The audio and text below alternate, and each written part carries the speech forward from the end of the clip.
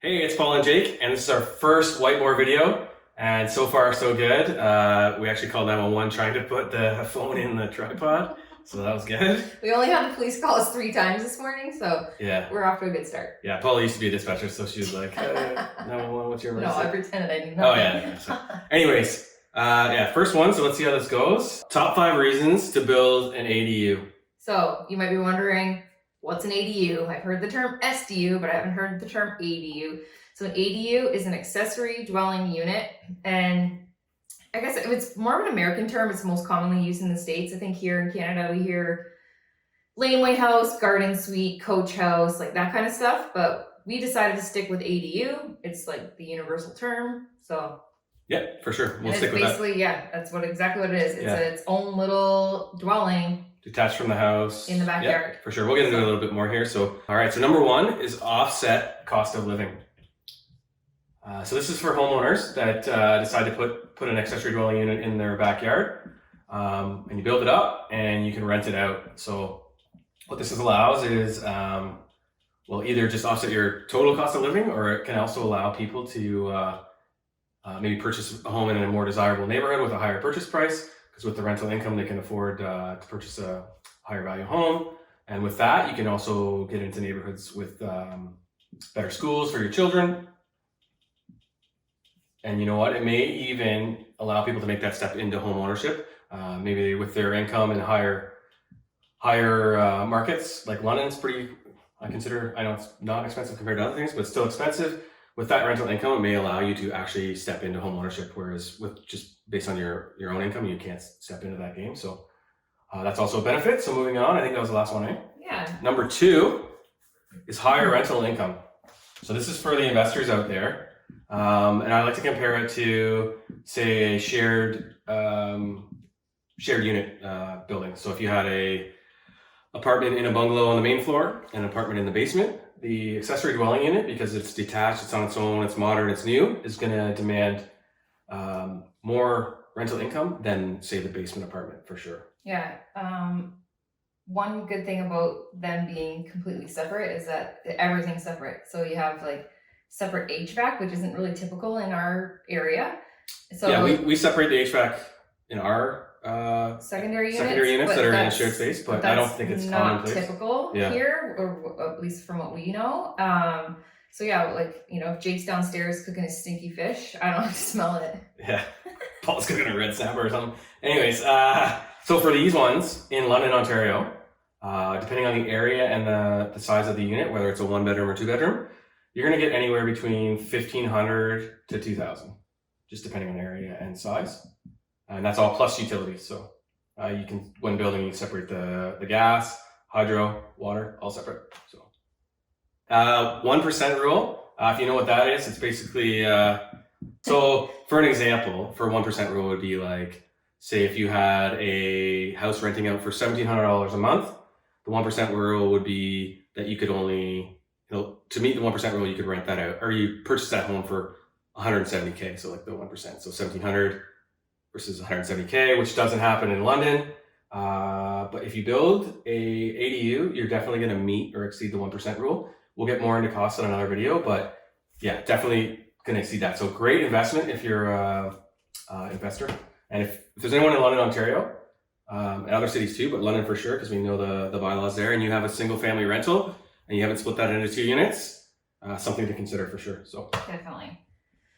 Number 3, less noise complaints. So the most common complaints I feel like I'm lean in. Yeah. The most common complaints in shared dwelling units is noise complaints. I mean, Yeah. you do what you can. You've got the Roxol insulation, the green glue between the drywall, and you really try to reduce the sound transfer. But yeah, there's lots of technologies now, yeah. especially when you're building from scratch.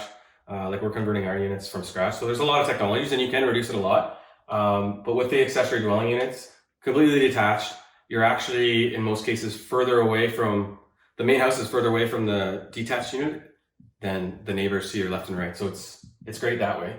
Also, too, it doesn't really fit in, but like if you had a house and an accessory dwelling unit, they both have not only privacy, but separate yard space, which I think is awesome. Yeah, so you're basically eliminating the noise transfer complaints. 100%. Yeah. Number 4? Number 4. What's number 4? This is yours. This is Paula's one. She loves Number this one. 4, yes. Did you coin this term? No, I found it. So number 4 would be for the Boomerang Kids. I wish I came up with that, but that's like too clever. Yeah, I think it means that like they come back, right? Yeah, that's exactly what it is. So you've got your kids, you send them off to university and you think they're out of the house, you got an empty nest, you might be sad for the first month or two, but then you kind of, you got your space and you got your plans for retirement, and then all of a sudden they're done school, they can't get a good job that allows them to afford their own home, so they're back living with you. So now in our case, we would have 4 adult children back cramping your style. Yeah, living with us and kind of messing up our plans for retirement. So you could build a detached accessory dwelling unit in the backyard and send them out there so they have their own house. Yeah, or I would move out there, I think. So that's another thing too. So not only can you send your kids out to live out there, but this will allow people to, another term I didn't make up but I love, is age in place. So you build a unit in the backyard, maybe it's all one floor, it's got everything you need, it's like efficient. You can essentially just go there and age in place. Exactly. Right? Yeah, exactly. So now your kids can live in the main house that you've had for 30 years. You don't want to give up. You like your neighborhood. You like your neighbors. It's home. You don't want to leave it. So now you have your own unit in the backyard and you've got your kids living inside. Yeah, it's perfect. We actually have a client in London that's doing that. So her and her husband are building one in the backyard of their house, and her daughter and her family are going to live in the main house. And she actually plans to travel in the winter, so it'll be perfect for that. Yeah, no condo fees. Yeah, all that stuff. And stay tuned too. We're gonna do a video on financing an ADU too, so that'll be interesting. Kind of fits into that, but we'll get into that next time. So number 5. This is the least exciting one, but it's also, I think, in my opinion, a very important one. It's important. And it's create more invisible density. So invisible density. Not my term either, right? I don't know, it might be Paula's, she wrote this note. So basically, it's like in an established neighborhood, say like a downtown core, for instance, you don't have any vacant residential lots. So you can't really expand in there. You could add more units somehow, but basically you can't expand more, right? So this is allowing, you're increasing the invisible density. So with an ADU in the backyard, you're increasing the number of homes in core neighborhoods, desirable neighborhoods, walkable neighborhoods, right? Like a downtown core. And you're also reducing urban sprawl, which is a huge thing. And also too, the city's not having to do, if they were to do urban sprawl, you're increasing infrastructure, damage to the earth and all that stuff. So yeah, and a lot of things like the neighborhoods that you mentioned where you would be adding density without changing the zoning. Those neighborhoods typically aren't meant for a secondary unit in the basement. Yeah. So whether it be a smaller house that you couldn't split into 2, or if you're thinking the basement route, a lot of those ones don't have the height and there's moisture issues. It's not really conducive to the 2 units. So this is a great option for that. Definitely. And population on the earth is expanding, and wildlife moving into cities and stuff like that. So you want to reduce urban sprawl. Didn't really care about that when I was younger, whatever. But now that I have kids and stuff, and for their future, it's definitely an important issue. So, all right. Anything else you want to add to that? No, I think that's it. So there's our top 5 reasons why we think that ADUs are important, I guess, or Well, the title of the video was top 5 reasons to build an ADU. So let's go with that. We'll go with that. Yeah. Whatever. So we're trying to build this YouTube channel. Hope you liked it.